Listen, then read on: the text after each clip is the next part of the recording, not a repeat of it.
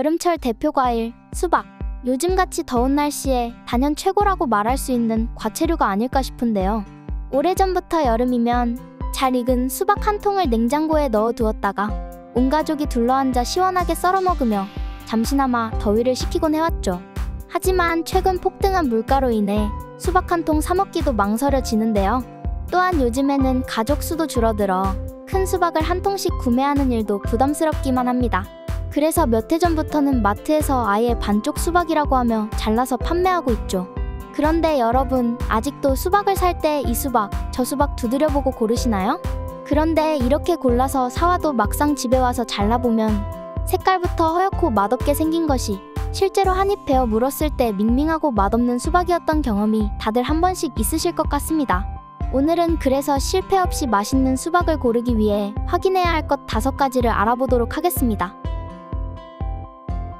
첫 번째는 수박의 배꼽입니다. 여러분, 수박에도 암수가 있다는 사실을 알고 계신가요? 맛있는 수박을 고르기 위해서는 바로 암수박을 골라야 하는데요. 암수박은 껍질이 얇고 씨가 적으면서 단맛이 강해 맛이 좋은데, 반대로 숫수박은 껍질이 두껍고 수분이 많아 단맛이 덜합니다. 이러한 수박의 암수를 구별하려면 바로 꼭지 반대편에 있는 수박 배꼽을 확인하면 되는데요. 수박의 배꼽이 1cm 미만으로 아주 작은 것이 암수박이고, 그보다 크다면 숫수박일 확률이 높습니다. 숫수박은 심이 굵고 식감이 질긴 것이 많다고 하니 꼭 주의해서 살펴보세요. 두 번째는 수박 겉면의 하얀 가루입니다. 수박 겉을 유심히 살펴보면 마치 포도에서 봤던 것처럼 하얀 가루 같은 것이 뽀얗게 앉은 것을 볼 수 있는데요. 얼핏 보기에는 수박에 먼지가 앉은 것처럼 보이거나 농약 잔여물 같아서 피하는 분들도 계시지만 이것은 사실 당밀이라는 것입니다. 당밀은 당도가 높은 수박이 뿜어내는 것인데요. 수박의 당밀은 깨끗이 닦아도 하루 정도 지나면 다시 올라오는 것이기 때문에 안심하고 드셔도 됩니다. 세 번째는 수박 껍질의 스크래치입니다. 수박 껍질을 살펴보면 간혹 이렇게 스크래치가 난 것을 볼 수 있는데요. 아마 수박의 수확 과정에서 생긴 상처라고 생각하시는 분도 계실 텐데요. 사실 이러한 스크래치는 바로 꿀벌 때문에 생기는 것입니다.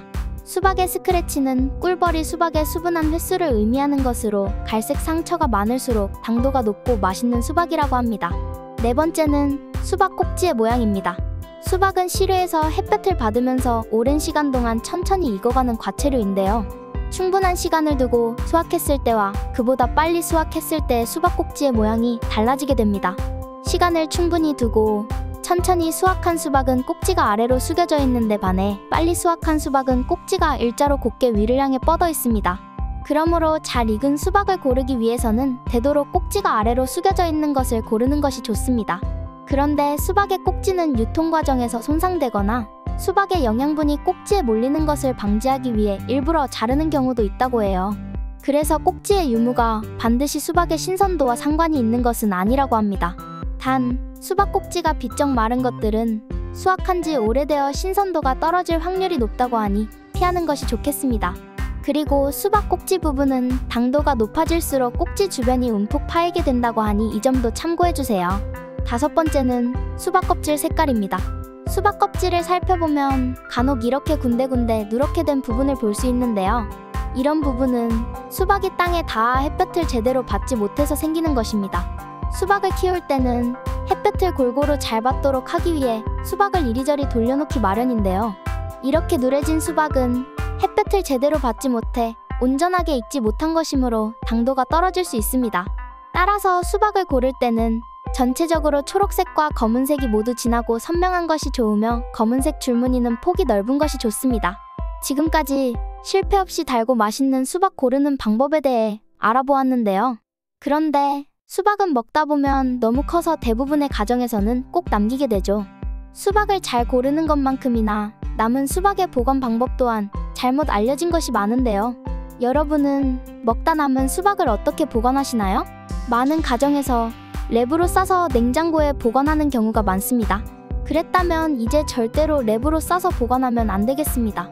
왜냐면 이렇게 보관하면 며칠 만에 세균이 무려 수천 배로 늘어나기 때문입니다. 한국소비자원이 실험한 결과 먹다 남은 수박을 랩으로 싸서 냉장 보관을 하면 자른 직후부터 일주일 만에 수박 표면에서 세균수가 최대 3000배까지 증가합니다. 배탈과 설사를 일으킬 수 있는 수준인 것이죠.